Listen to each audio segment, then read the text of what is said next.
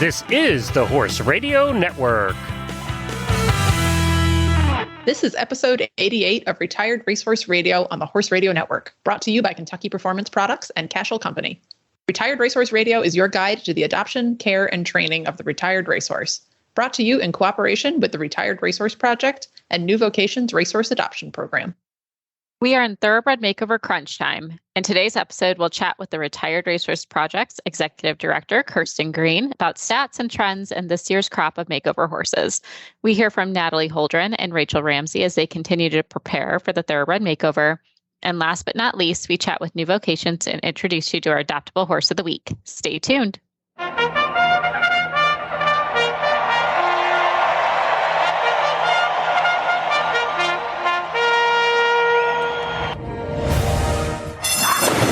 And they're off on Retired Racehorse Radio, the podcast that is your guide to the adoption, care, and training of the retired racehorse.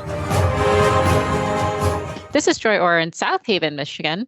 And this is Kristen Kovach Bentley in Jamestown, New York, and you're listening to Retired Racehorse Radio. Kristen, it's great to hear from you. Back to back in a week. For everyone who doesn't know, because we always have our episodes come out on the 10th and the 25th, but we record early on. And normally Chris and I have like 2 weeks before we get to chat. And this month we get to chat back to back. It's so nice. It is nice. And here I am thinking like, oh, I just talked to Joy. Like, what are we going to have to catch up on? And then you shared that amazing photo of your horse with her. And then I shared that amazing photo. Yes. Yes. My horse is never short for personality or stories. It turns out she is a content generating machine. So I went out. A podcaster. Yes. It's a great partnership, that's for sure. So, Kristen, I'll tell you the low down, the tea. So I'm in South Haven, Michigan today because I'm helping my mom. She's having surgery tomorrow. No big deal, guys. It's going to be okay. Not super serious, just a quick surgery. So I'm here to help take care of her horse while she recovers. And I was like, oh, I'll spend some time with my horse before I'm gone for, 3-4 days. I get there super excited to have one more ride before I take this break. I get there. We are covered in burrs, lots of burrs. I mean, the whole forelock was one piece of burr that had melded into the first half of her mane. It was all connected. And her tail was also one long rope of burrs. I had people come help me. It was that intense. And I was like, I'm not riding. There's no way I'm riding today. So I had a nice shot of whiskey. We'll not name the company because we're not sponsored by them, but we're always open to that. You and your tack room bar. I know. Yes. Tackroom bar is still going strong. For those moments. For those moments, exactly. So had my shot of whiskey, got to work. It took me like 90 minutes to get it all out. I had to let her have a break to like run around the arena, which she did some very beautiful flying lead changes and like tempies. And I was like, who knew my horse had this talent inside her? Because we can't keep it together for more than 15 minutes in a ride sometimes. It's just a little preview. She's just showing you what's possible next year. It's really a teaser. It hurts my soul. Very excited for it. But lots of pulling out burrs. My hands are very itchy still. I have quite a few welts. There's a lovely photo of the halfway progress. Yes, I highly recommend leather gloves. In your fingers. Yeah, exactly. Yeah, you need gloves that are still dexterous enough to get in there and Yes, I made mistakes. I made bad life choices through that, but that's okay because I got it all out and I didn't have to cut a single thing. There was a wasp that was woven into it. That was exciting for everyone. Was it alive? It was alive. Oh, oh dear. She had like a full ecosystem going on in there. She was starting her own natural habitat. So she's seen way too many Disney movies. So that's gotta stop. She's got such good hair. I'm glad you didn't have to cut any of it. Honestly, I also loved people's feedback on my Facebook page because they also were wondering, is the forelock okay? And I was like, I promise it's okay. We're not cutting that gorgeous miracle that is her hair. That would be heartbreaking. Yeah. I know. She's breaking all stereotypes that thoroughbreds have thin hair. It's like, not this one. It's thick. It's super thick. That's probably how she picked up so many burdocks in the first place. It is. It very much is. She was very proud of herself. Lord. But she only gently kicked me once, and she tried to pull the button off my pants. So she also picked up a kid's toy truck and threw it, scared herself. How did she have access to a kid's toy truck? My barn manager has a 4-year-old running around. Oh, that makes more sense. Okay. I thought you were just like, so here. He left it out of the way, but she was able to reach it. She's like, what's this? Because my horse, we have limited attention focus abilities. So yeah, well, especially in the deburdocking, because that's a process. Yes, but we got it all done. I saved as much hair as I could. Obviously, there's some breakage, but you'd never know because of how much hair there is. That's good. A happy ending. Happy ending for everyone but my hands and my sanity. But it sounds like you also had an exciting week in between our talks, or more so your husband did. Yeah, I think we might need to imitate your like whiskey bottle in the tack trunk method here. Barn bar is everything. Yeah. We might need to do that. Yeah, we had a couple of late season calves born over the weekend, which is exciting. Kind of expected. Like we knew we had some cows that calved late last year, so we were likely to have them calve a little late again this year because they can usually catch up by a month or two. If they're left out with a bull for that long. So eventually you'll sort of catch the whole herd up, but for a couple of years, you're going to have a couple late ones and they'll get a little earlier every year. So September is perfectly doable. We're very happy with that. So we had, my favorite cow, who's now known as my formerly favorite cow. Oh, no. 26. She's very sweet. All summer I was, if you're real quiet and patient, you could get up and like scratch your head and scratch your ear. And she was just like, okay, I'm a cow, and everything was fine. And then she had her baby and turned into a raging psycho. So, which is fine. You definitely want your cows to have a little bit of that. Do some things to you.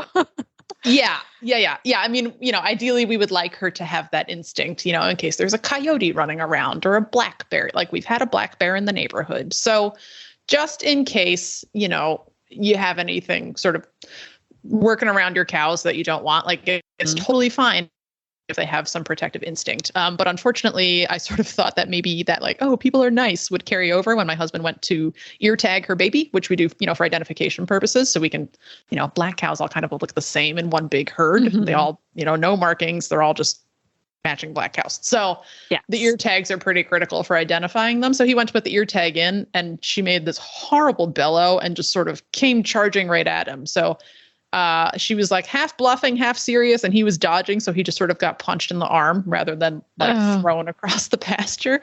And then, she kind of ran around the ATV because I was trying to run her off while also holding the rope on the calf. And then she chased our dog for a while and then she came back again. And Eric at that point had just gotten the ear tag in and we slipped the rope and then ran way out of the way. So, no longer my favorite cow. She's been fired. I really love hearing all of your ranching stories. And I have to tell you, I tell my dad about them as he used to have dreams of being like his own modern day rancher. And I was the disappointment. So I just tell him everything that happens to you and just pretend like I did it because it makes him really excited. But I'm like, your life is way more exciting than mine is, Kristen. That's right. I'm like, I just, got some stickers in my hands and now they hurt. And you're like, yeah, we got chased by a 1,000-pound cow. No big deal. Just chased for a little while. So that reminds me of a time I worked on a ranch in Wyoming for a while. And at one point, a coworker and I were sent down to the winter farm, which was like an hour and a half down the valley to round up an escaped bull and a couple of cows and put them in a stock trailer and take them to the auction. And she was relaying this to her dad. I think she was from St. Louis. And she was just rattling off all the stuff we were supposed to do. And her dad, there was a pause and he goes, do you know how to do that? Such a dad thing. Yeah, exactly. We were like, yeah. I mean, no, but we figured it out. It was fine. So that's the thing about horse girls. We're always resilient. We always figure everything out at the end of the day. Yeah, exactly. It was fine.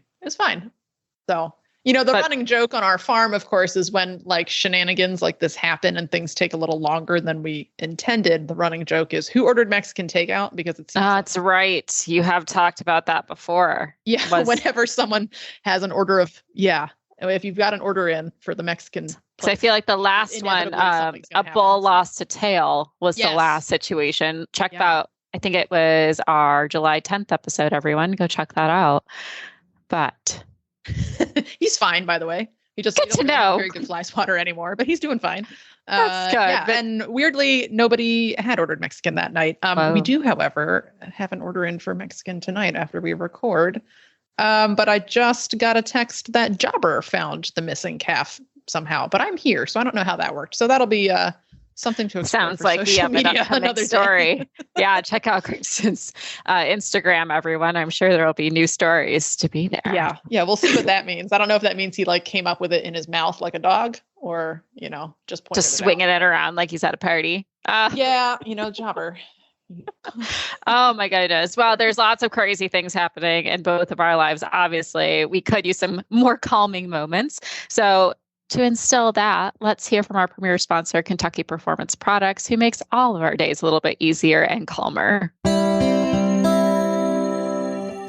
This Nutrition Minute is brought to you by Kentucky Performance Products, the company that simplifies your search for research-proven nutritional supplements at kppusa.com. If you've ever had a horse with diarrhea, you know what a frustrating problem it can be.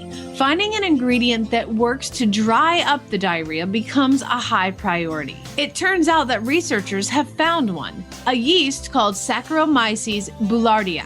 It has been proven to improve and halt episodes of diarrhea. It supplies specific nutrients to the lining of the small and large intestines, and these nutrients promote healing of irritated tissues.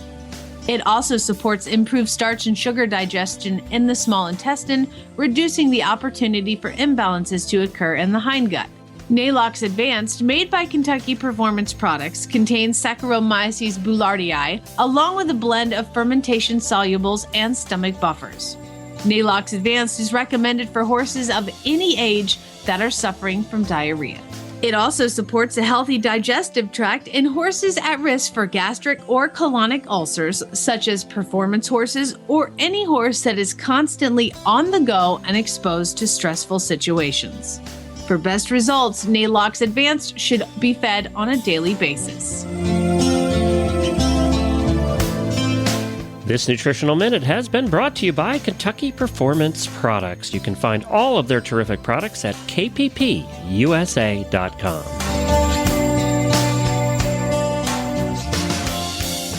Well, Joy, we are definitely in makeover crunch time. By the time this episode comes out, we will be like 3 weeks away, maybe 2 weeks, which is a little scary. And we still exciting. have a lot of work to do.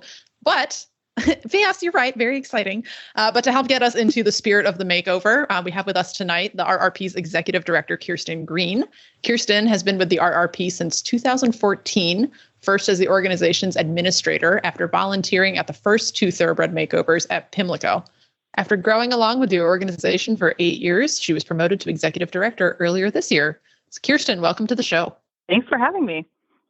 So it is makeover crunch time, but it's also, I think, a really fun time of year, especially, I always think it's the most fun time of year because we're getting all fired up for the makeover. We're looking at this year's class of horses. We know the final entries. And of course, we spent a good chunk of time last month putting out that big stats collection that we work on every year.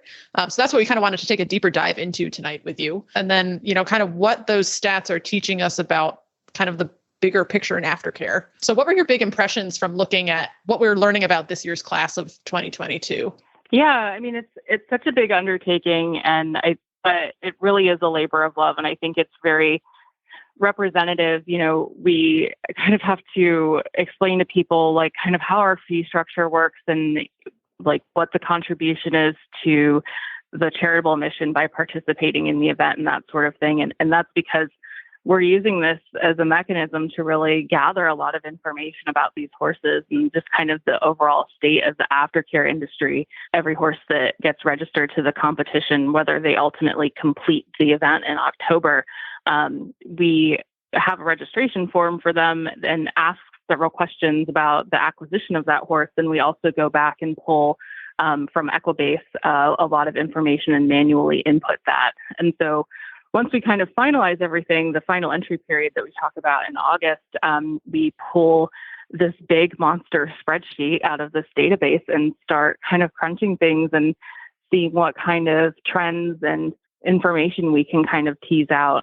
And so we've always crunched this, but we've started to kind of, as each year goes by, like line it up and look at it against the previous year. And this is a kind of strange year to be doing that, because I kind of talk like Mega Makeover, 2020 and 2021 got kind of lumped together. So we kind of like, we look at that and then we look at our last quote unquote normal year of 2019. And so there's some things that are a little bit unusual because of the circumstances of the last 2 years. And then we kind of benchmark that against other stuff. So it's just a really interesting time. And RRP's position is unique because we work with private owners, we work with aftercare organizations, and the horses are coming through, as acquisition directly from the track or through aftercare organizations. So we're able to gather a lot of information of how these horses are coming out of the racing industry and retiring into, sport horse or riding horse life. And we just are able to give, like with our population of horses, a really very comprehensive sample of kind of like what retirement looks like for these horses from year to year. And that's really like the $1 million question, right? Because no other organization can really say definitively, like, where are horses going when they retire? How many horses are retiring? And some of these I know are questions that the RRP can't necessarily answer, but I feel like we're taking a step towards being able to answer that, where there's not really any other entity that can, like it seems like most people are like, there's, we know there's X thousands of horses being born a year, but we're not really sure where they're all going upon retirement. Yeah. And like, we're able to, like, we have over time kind of compiled lists of the major players. Obviously it's publicly available, like who is a TAA aftercare accredited organization or a TCA grantee. That stuff is very easy, but we also really become very familiar with some of the additional programs that are contributing outside of that. The for-profit and nonprofit listing agents, the kind of Amy Pauluses, the Cantors, the Finger Lakes Finest, all of those avenues, and a lot of the resellers too. We have resellers that have upwards of 10 horses entered representing their programs each year. And so I think it's very representative of the fact that aftercare is so much broader than strictly facilities. And like, there is an important place for facilities, but what we're seeing is that the industry is very broad and diverse, and there are a lot of different ways that these different types of entities are working kind of in a synergistic way to get the job done for the horses. And that's kind of what we're seeing here year after year. Oh, that's really cool. Yeah, because it is pretty much the only competition that can capture, that same population of horses, as in horses sort of in that first step into a second career. I don't think there is any other kind of competition or entity that's doing that. So that does put the RRP in a unique position. Yeah, I mean, there's been so many conversations about traceability, and, RRP is really eager to make a contribution to that and work with other entities to figure out how we can increase traceability for horses once they exit the racing industry. The Jockey Club has such robust and comprehensive data because they can leverage points, for the horse to race and breed. Like, they have these reporting transaction points, and that's really very largely absent for the horse once they exit the industry. So the RRP has kind of been able to position itself as a point to capture some of that data. So one fact that I thought was pretty interesting was that you're noticing over the past couple of years that there's a little less time starting to elapse between the last start and when horses are going on to makeover trainers. And then also that, of course, the price of those horses is still a little bit on the upswing. So what do you think that's indicating? So what we're seeing, and it is still very subtle, is we're seeing like an average drop in number of starts per horse. So we're kind of like creeping our way down to like the sub 20 mark when it comes to average starts. And this year, what we noticed was an uptick in average earnings. So kind of the correlation that we see there is movement in the direction of retiring horses sooner before they're dropping down in the claiming ranks. There's been a lot of really good information and encouragement out there to kind of avoid the quote unquote one last race mentality. You have a benefit to retire a horse earlier and sounder, like you are going to have a better outcome for that horse if you quit on them sooner than you might have normally. And I think we're starting to see a little bit of trend in that direction in the data that we're capturing. I think that's absolutely fantastic. I feel like that's something the RRP may not have set as a super intentional goal, but it's always been for the, advocacy of adopting and retraining these horses. And so for those who are not on the aftercare side to start seeing the value of investing in their next career, I think that's huge on what the RRP has been able to offer. Yeah, thank you. I mean, it's certainly a group effort, and we've definitely also seen, the one key metric that we've always been very focused on is the price off the track. And we've been tracking that for several years now.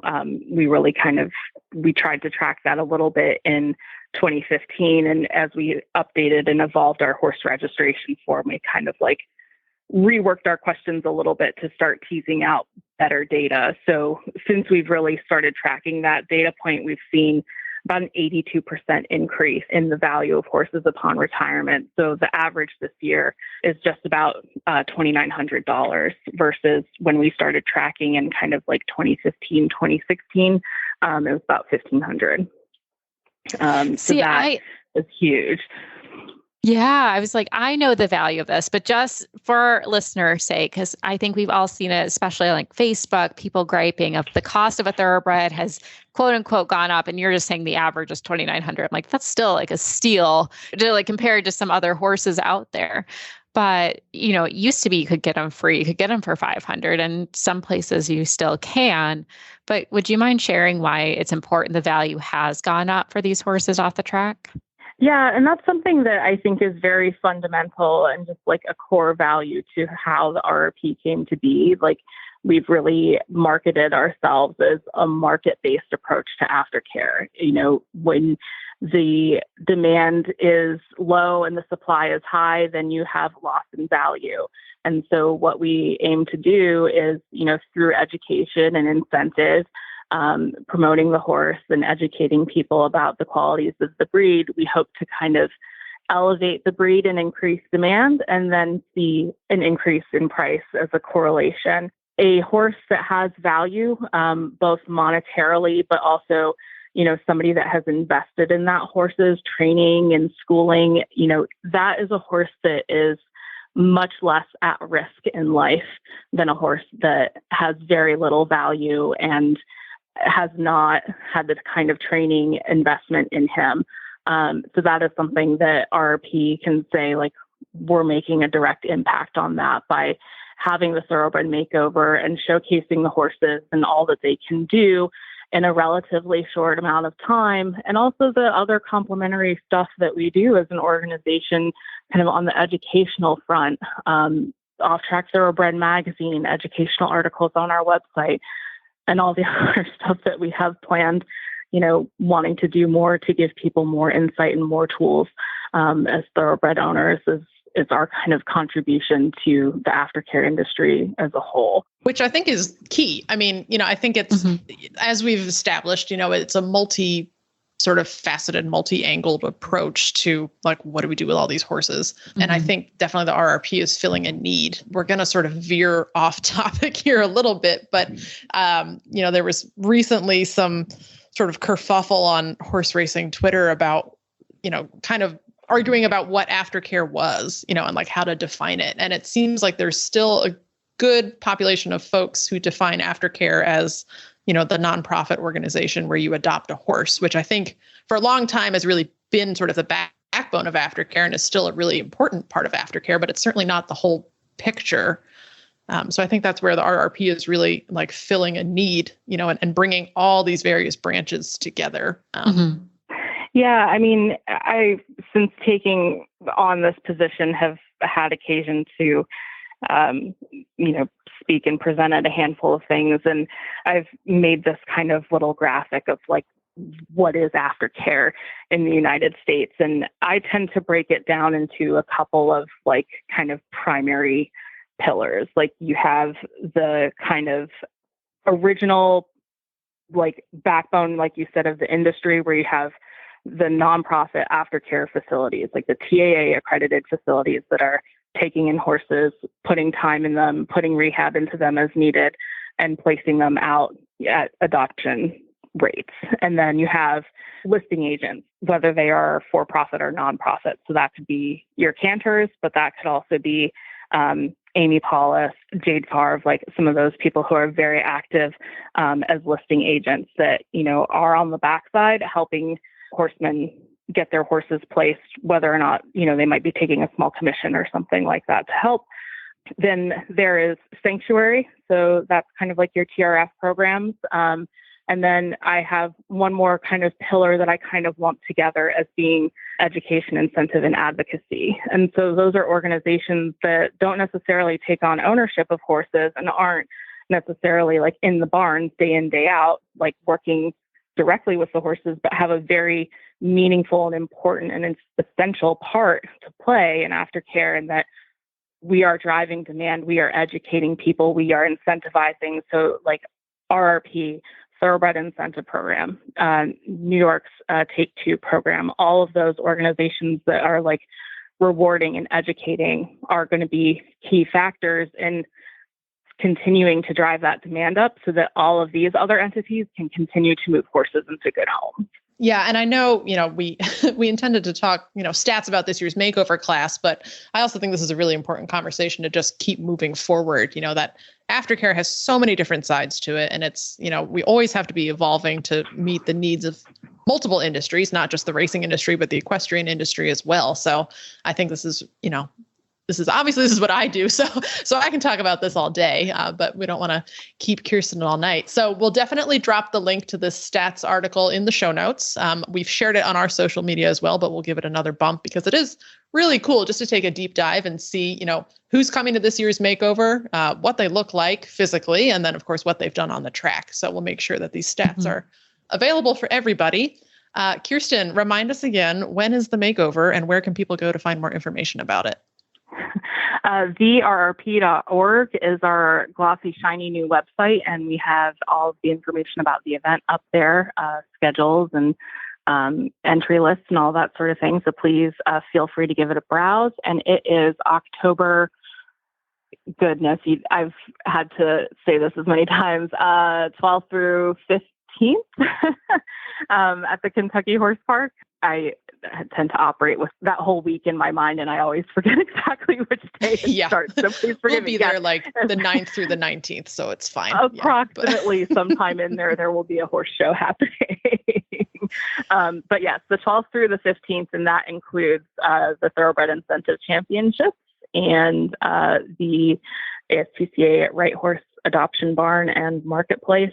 So thank you guys for giving it a look. It's going to be Thoroughbred Central.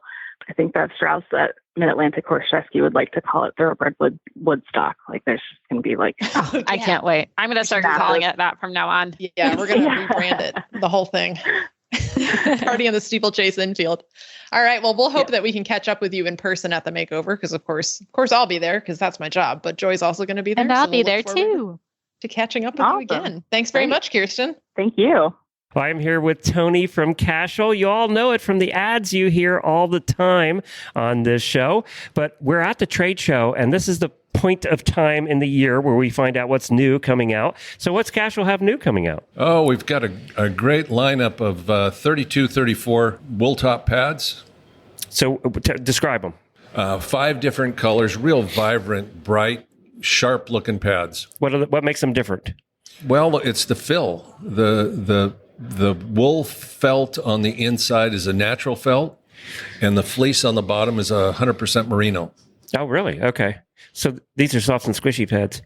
Well, not real squishy, but soft, and they do absorb shock and saddle fit. What would they retail for? What are those? That's about 119. That's the right price. Yeah. Anything else new with Casual coming out? Oh, we've got more saddle pads coming in the fall, new strap line coming in the fall. It's a two-tone that looks great with a great buckle set on it. We're always in development, so there's so many things, projects in the works. What's still your most popular product? Is it still always the same things year after year? Fly. You bet. Yeah, Fly that's what we all do. it. That's how I knew you in the first place was fly masks. Yep. Yeah. Many years ago, we were primarily fly masks and kind of had some tush cushions and a few odds and ends. Today, we've broadened that offering to saddlebags, strap, head stalls, breast collars, bell boots, leg protection, and it continues to grow. Is there a place where somebody can go and see all the products? CasualCompany.com will give you a good offering. There you go. Well, thank you, Tony. It's been fun seeing you again. Hey, thank you. Good to see you. Well, the makeover is just a few weeks away, and that means that the RRP's silent auction is almost here. Yay! Shh! Joy, it's a silent auction. We are still seeking donations for this year's silent auction, which traditionally features racing memorabilia, unique experiences, equestrian items, art, wine, all sorts of cool stuff. The auction will be available to bid online during Makeover Week. If you'd like to learn more or make a donation, please visit the rrp.org/silent-auction. Well, Kristen, it is time for our Making the Makeover series. I can't believe we're on the last 2 episodes of this. We've been going for so long, and I feel like these lovely ladies have become part of the Retired Racehorse Radio family. But we're so lucky to be joined by Rachael Ramsey and Natalie Holdren. Welcome both again. Thank you for having us. We're excited. Yes, thank you. Of course. Well, I feel like we've had all the highs, a couple lows, except I feel like, Natalie, you've just been dominating in the show ring lately. But I'd love to catch up with both of you on how your horses are doing. So, Natalie, let's start with you. How are you in Tempe? We've been very busy, but very good.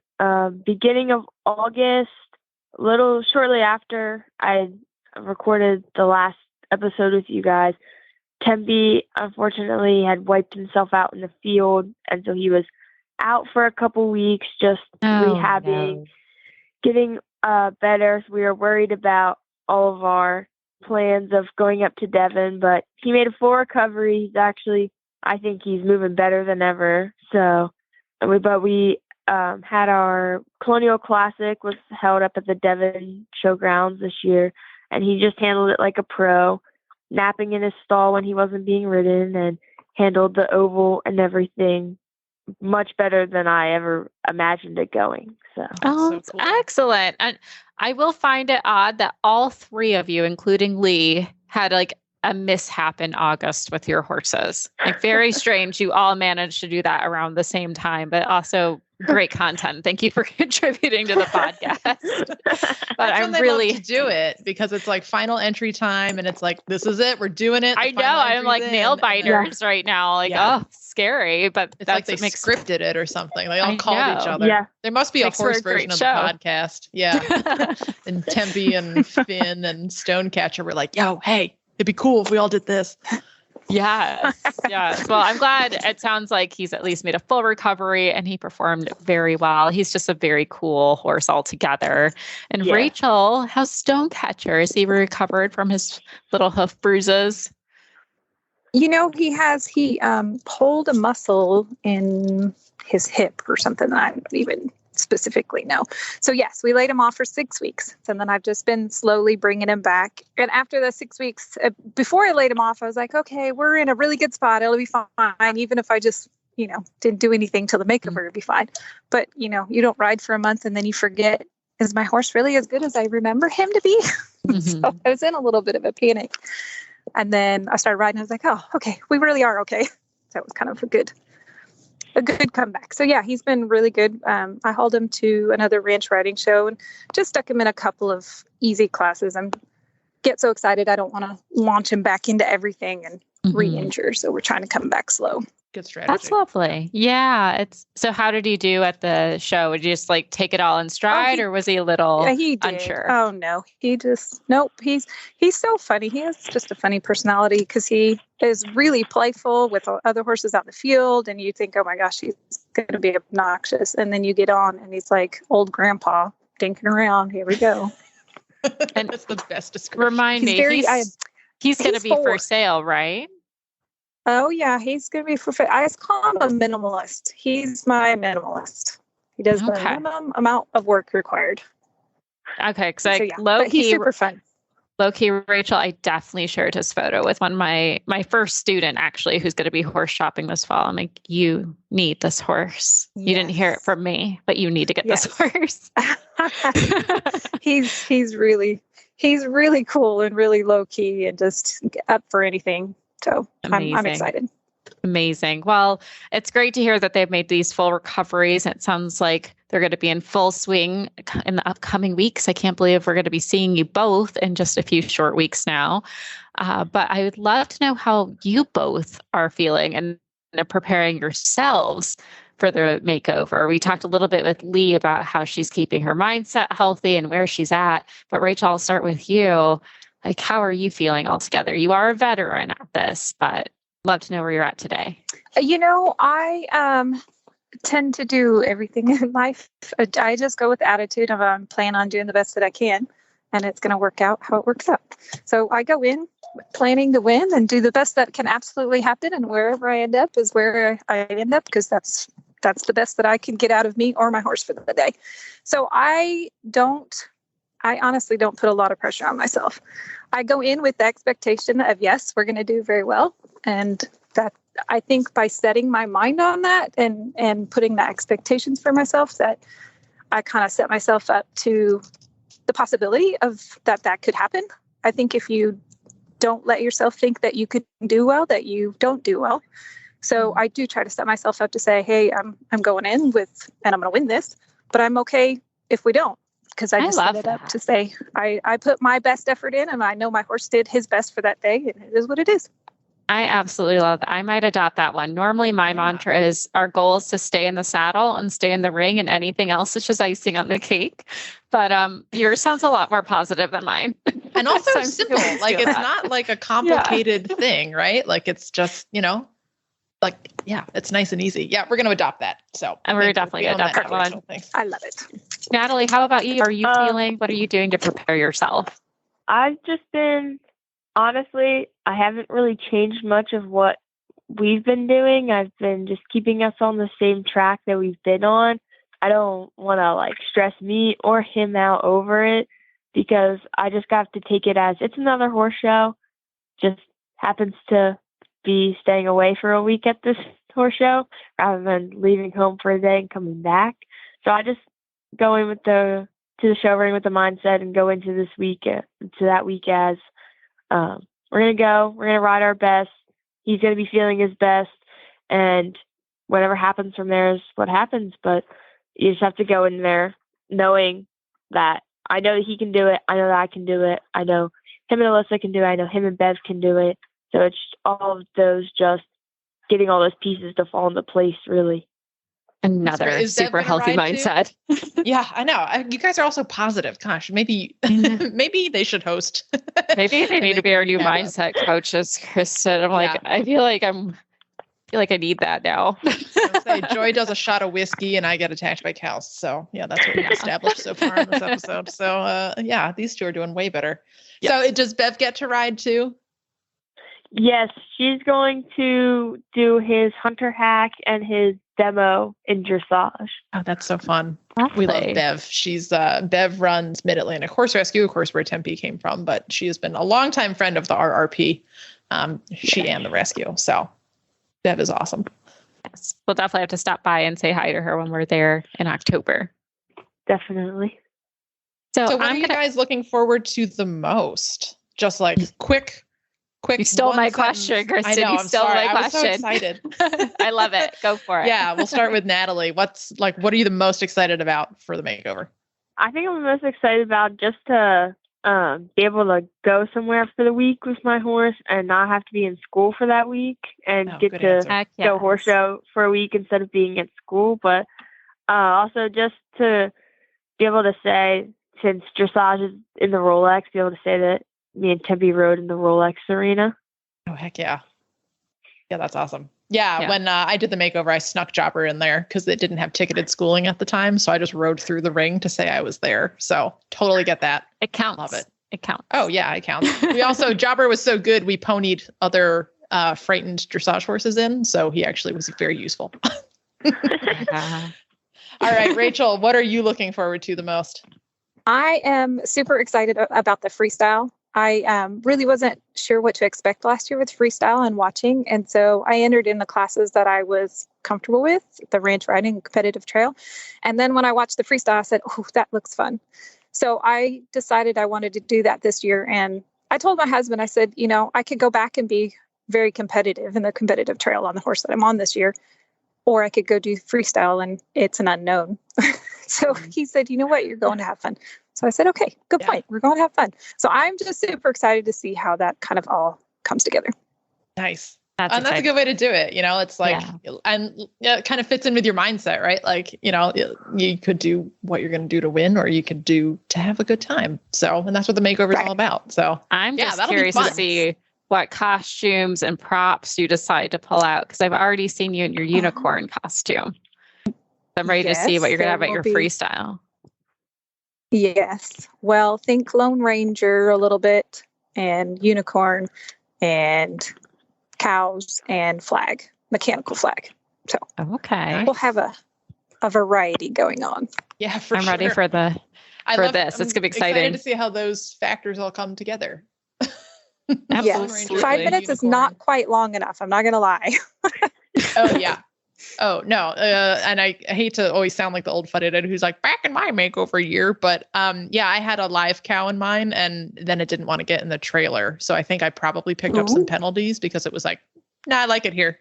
And it turned into like a makeover group exercise because a lot of people had to come out of the stands and help get this cow into the trailer. So, oh my gosh. Kristen. Very memorable.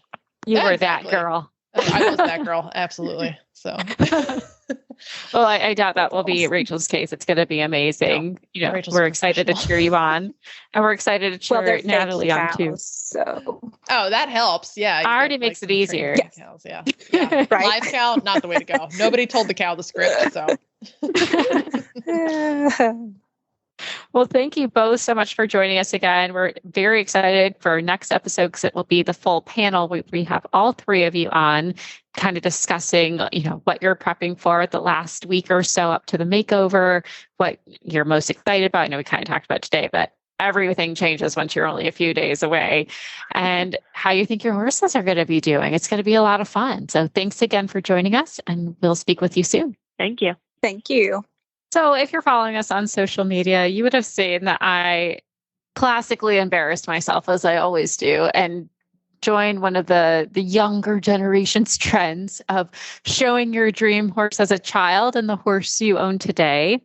And in full transparency, I was a saddle club geek. I was so excited to get off the bus at 4 p.m., rush inside and watch, Stevie, Carol, and Lisa have their adventures.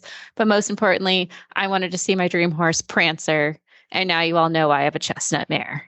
But Kristen, I have some beef with you, because I challenged you in that post to do one of your own about your dream horse as a child, and you didn't do it. I didn't. And I thought about that today, and I was like, oh, I should do Joy's dream horse challenge. But I mean, one of the problems is that, like, as a kid, I was just my dream horse, which was like basically whichever one I was sitting on at the moment. So there had to be one, like, even out of your Breyer horses, or like, I did have a lot of Breyers. Who was your favorite Breyer? It might have been my first one, which was like a Proud Arabian Stallion.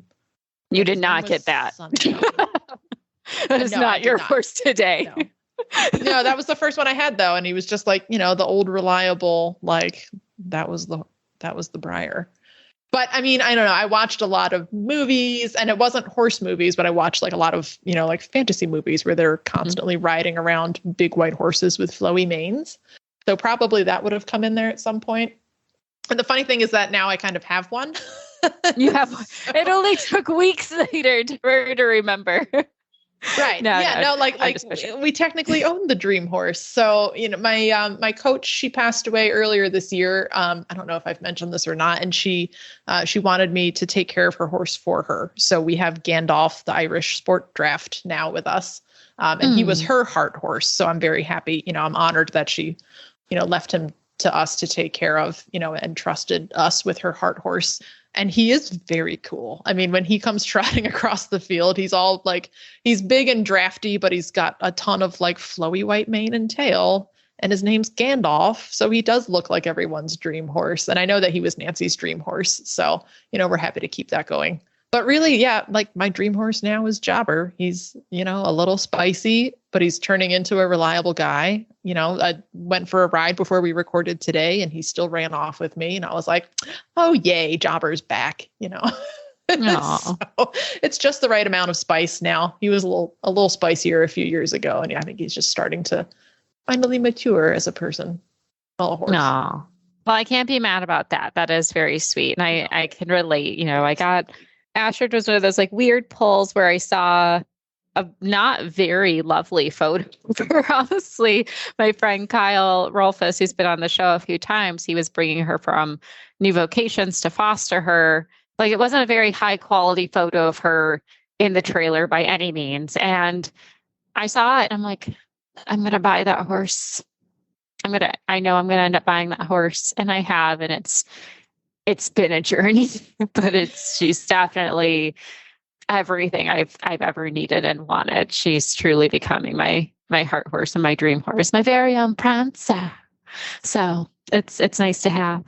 There you go. You've fulfilled the childhood dream. I manifested origin stories with their horses. Like it's always interesting to me, like how people meet their horses and how they know. It's like, you ask couples you meet, like, how did you meet? Honestly, it's more interesting than hearing how someone's met their significant others most of the time. Yeah. No offense to people, but yeah, this is. Yes. But we would love to know how you met your horse. So we'll put up a post. Please leave a comment. We'd love it. And who knows, maybe we'll share your story on a show. Be great to hear. Share the super embarrassing way I met Jobber, but I'm going to leave that as a surprise for when we do this post. I love it. So check it out. Follow us on Instagram and Facebook at Retired Racehorse Radio. Well, it's that wonderful time where we get to check in with our friends at New Vocations Racehorse Adoption Program. Today, I'm joined by Winnie Morgan Nemeth, who runs the standardbred side of the program. Welcome back to the show, Winnie. Hi, Joy. Thanks for having me. Thanks for joining us. Well, I have not quite a training question, but a kind of thoroughbred versus standardbred question. We all know that thoroughbreds are notoriously known to not have the best feet. Some are really blessed, others not so much, but we don't hear a lot about the standardbred hooves. And I wanted to know, when they come off the track, do they tend to have some of the same issues that thoroughbreds have, or do they have their own story going on? No, not typically, thankfully. The standardbred's feet are quite a bit different than a thoroughbred's. And it kind of goes back to looking at the surfaces that those horses are racing on. So when you compare harness racing to thoroughbred racing, your harness tracks are very hard and your thoroughbred tracks are very soft. And there's a reason for that. A couple of reasons, actually. The harness horses are pulling a race bike or a jog cart. And so, going through a soft surface would be extremely hard on the horse to do that, number one. But number two, they go on a hard surface track. And one of the reasons that is just easier for them pulling the cart and how their feet are. So that brings me to standardbreds have wonderful, wonderful hooves. They are just notorious to know that they have great feet. And I think the miles and miles that they've jogged on, whether it's a racetrack or a training track, gets them conditioned to going on a hard surface. And that is one of the perks of having a standardbred. Also, one of the reasons why the Amish like them, because they're just sturdy horses. It just goes along with their breed. We typically don't see horses coming off the track with issues like navicular or anything like that. Very few, if ever, founder. So a lot of times we do like them to come in with their shoes on, just because they've always had shoes on since they were yearlings. But like any horse, most of the time, if they get used to it, you take their shoes off.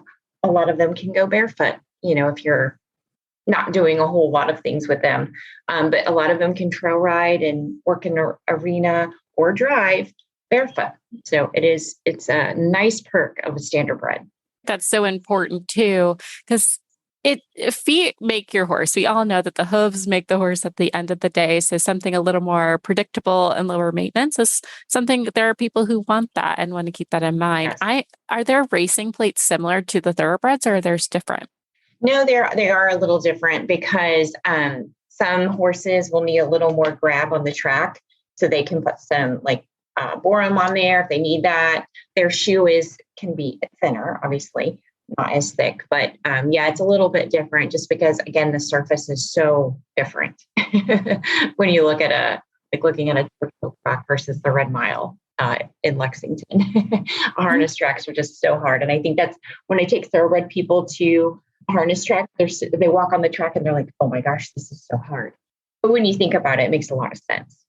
Yeah, I honestly wouldn't have put 2 and 2 together about needing that harder track to pull the cart, but it does make a lot. I would hate to pull anything through sand or even just light dirt. I think about when I have to push the wheelbarrows in spring because I live in the Midwest, and it just gets that slight restriction through mud. I'm I couldn't even imagine having to pull a cart through that. Right. So, those tracks are pounded and rolled, and they're hard, smooth surface makes for nice, easy, and fast times.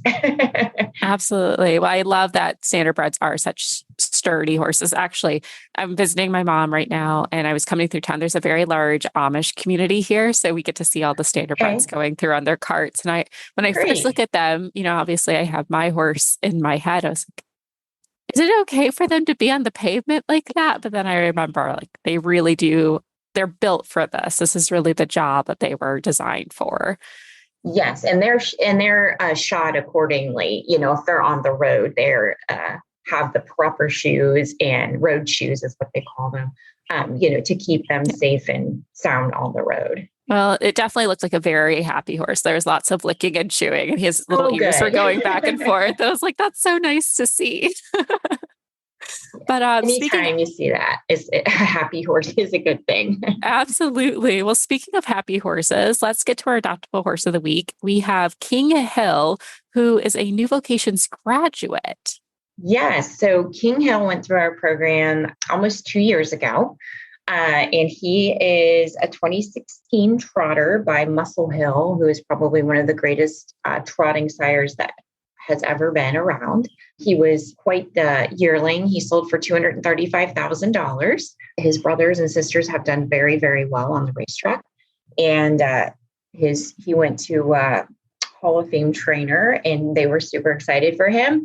And then I got the call when he was 3 that, he just wasn't liking his job. And so she thought he would make a really nice riding horse, which he has, and fancy at that. He's put together, very, very balanced.